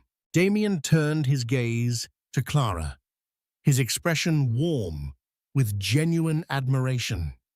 This strategic pivot, this entire plan, was not born in a boardroom. It was inspired by a series of conversations about legacy substance and the difference between building something that lasts and building something that merely shines. It was thanks to the insight of a brilliant advisor who reminded me that the most valuable assets are often the ones that quiet people overlook. He raised his glass to her, a clear and public acknowledgement. To Ms. Clara Hayes. Every eye in the room swiveled to Clara. She was no longer just the beautiful mystery on a billionaire's arm. She was the architect of Marcus Thorne's public humiliation. The quiet, plain woman had orchestrated his downfall without raising her voice.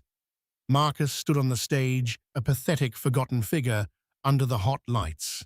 He looked at Clara, his face a mask of rage, disbelief, and for the first time a flicker of dawning, horrified understanding. He hadn't just misjudged her. He had fundamentally misunderstood the nature of power. He had chased the glitter, and she had aligned herself with the gold. Clara finally allowed herself a small, serene smile. She looked directly at her ex-husband, the man who had tried to break her, and delivered the coup de grace. Her voice was quiet, heard only by those nearby, but her words were the final nail in his coffin. "You are right about one thing, Marcus," she said, her voice as smooth and cool as the silk of her dress. "I was too plain for your world.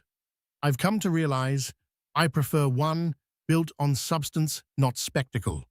With that, she turned her back on him, took Damien's offered arm, and together they walked out of the gala, leaving the ruins of Marcus Thorne's ambition behind them.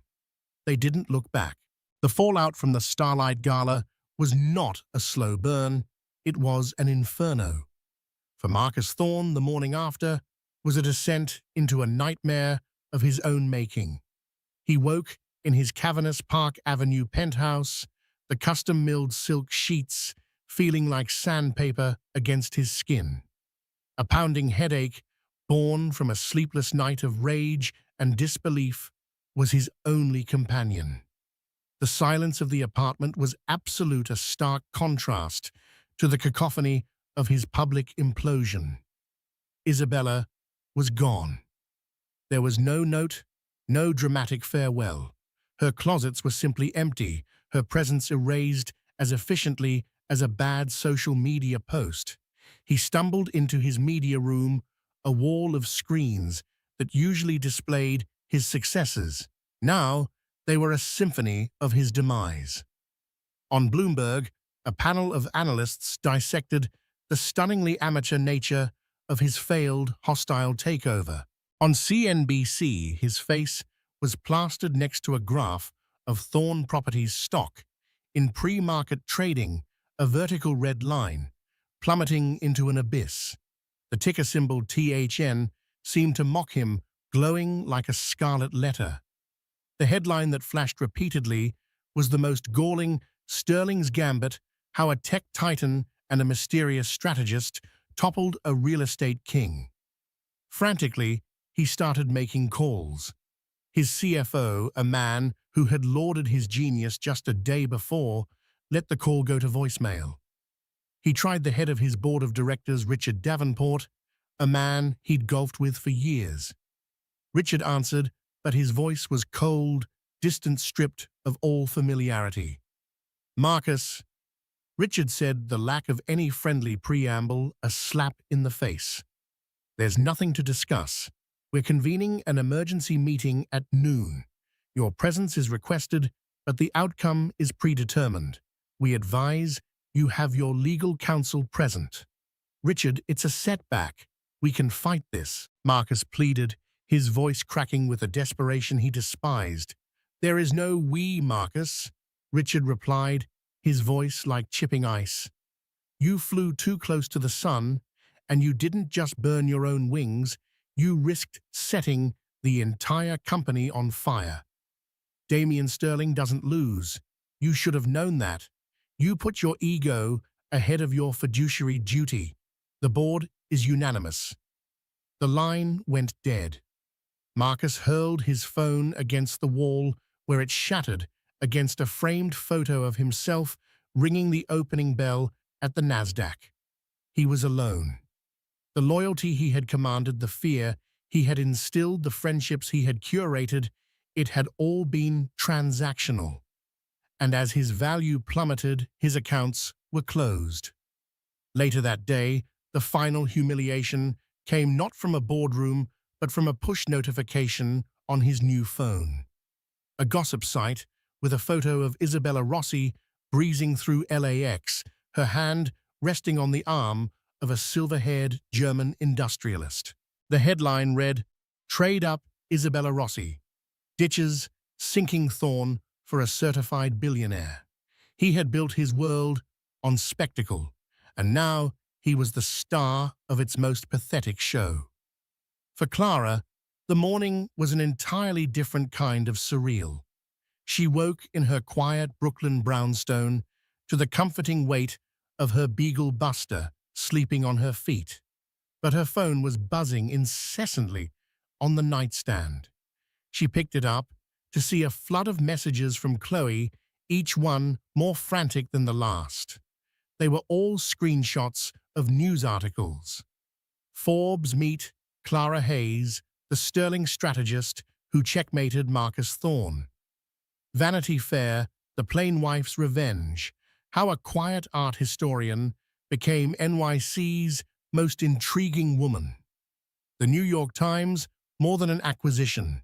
Sterling and Hayes turned philanthropy into a power play. She read the words, but they felt like they were about someone else, a fictional character in a high-stakes drama. She, the sterling strategist.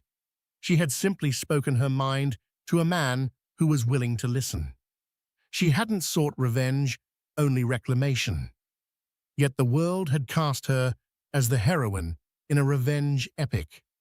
Later that day, she took Buster for his usual walk in the park. She wore jeans, a simple sweater, and a baseball cap, hoping to go unnoticed. It was a futile effort. A photographer, clearly tipped off, jumped out from behind a line of trees. The flash was startling, but the fear and shame it once would have triggered were absent.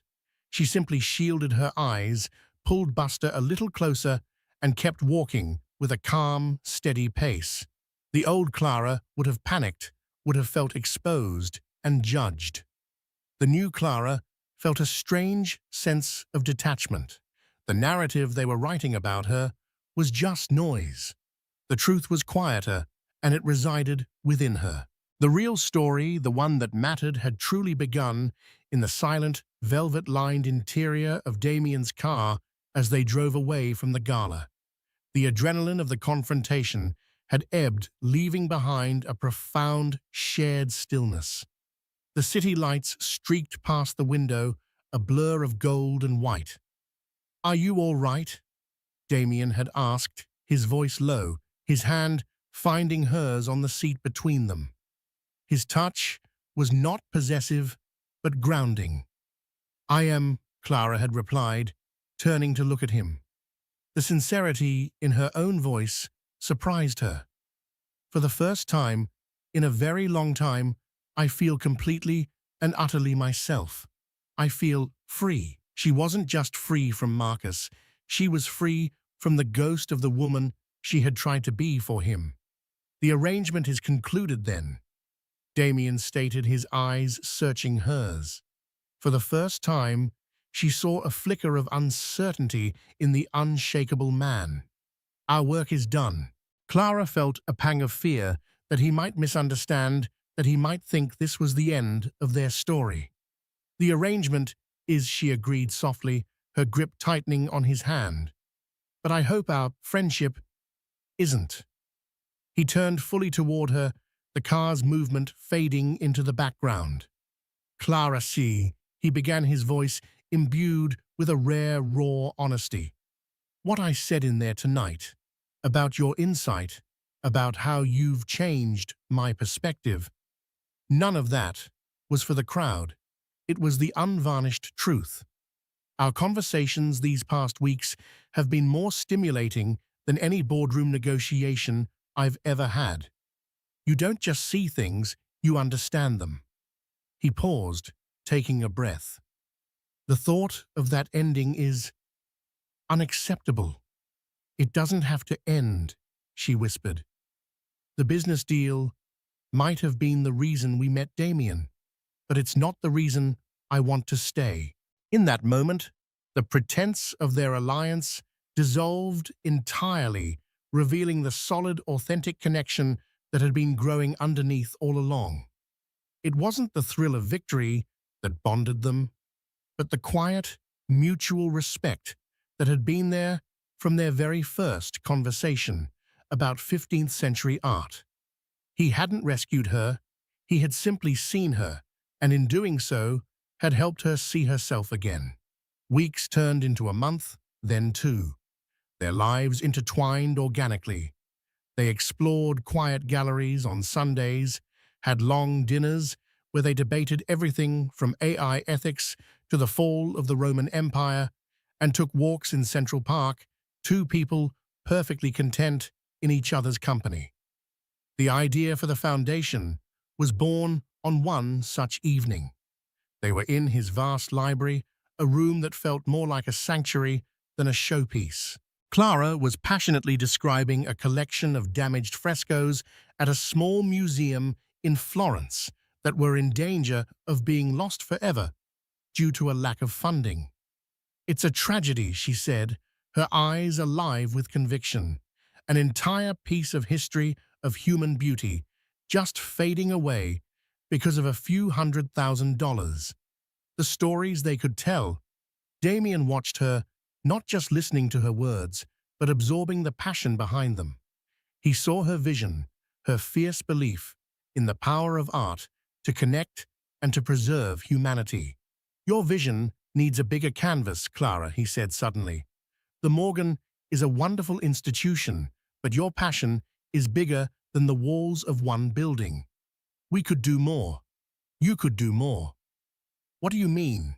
I mean, let's build it, he said, his voice resonating with the quiet certainty of a man who builds worlds.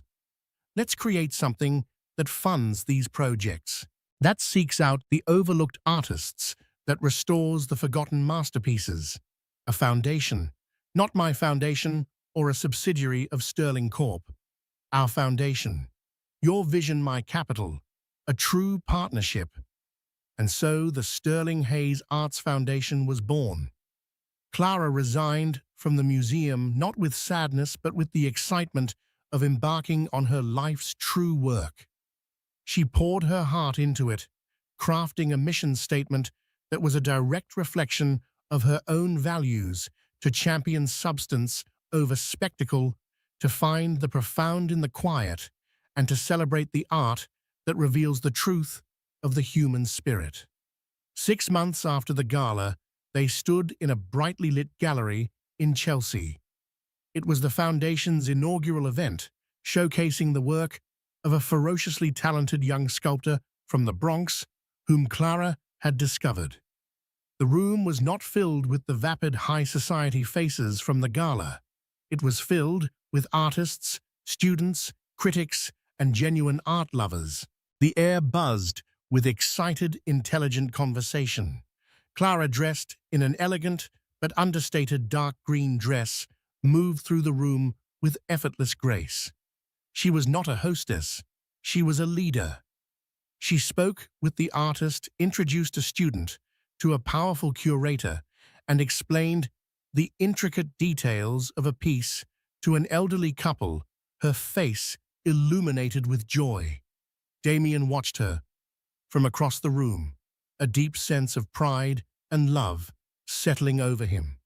This was the woman he had met over encrypted emails, the brilliant mind who had captivated him before he ever saw her face.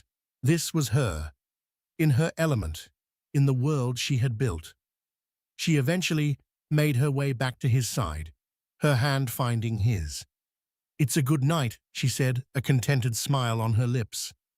"It's a masterpiece," he corrected her gently. She leaned her head on his shoulder, looking out at the crowd. "He once told me I was a black and white photograph," she murmured, the memory of Marcus's words, now feeling like a lifetime away, a quote from a book about a different person. Dull, lacking color. Damien turned her to face him, his hands cupping her face. His eyes, so often intense and analytical, were soft with adoration. He was wrong about everything, but especially about that, he said, his voice low, and for her alone. "You were never the photograph, Clara. A photograph is a static image, a moment captured and frozen. You are not static. You are, and have always been, the artist, the one who sees the potential in the blank canvas, the one who mixes the colors, who shapes the clay. All you needed was the right light to create your masterpiece." He gestured to the vibrant room around them. "And this is just the beginning." Clara looked from the art on the walls to the life reflected in Damien's eyes, and she knew with a certainty that was as profound as it was peaceful, that she wasn't just living in a masterpiece, she was creating it, and every day was a new, beautiful brushstroke. And that's the story of how Clara Hayes went from being the plain ex-wife to the woman who brought an arrogant empire to its knees. It's a powerful reminder that your worth is never determined by someone else's inability to see it. True power doesn't shout. It doesn't need sequins or spotlights. Sometimes it's the quiet, intelligent force that can change the entire game. Clara didn't just get revenge, she got something far better. She got to define herself on her own terms and build a life more beautiful and meaningful than anything her ex-husband could have ever imagined. What did you think of Clara's incredible transformation? Let us know in the comments below. If you were inspired by her story, please hit that like button, share this video with someone who needs to hear it, and don't forget to subscribe for more real-life dramas that will keep you on the edge of your seat. Thank you for listening.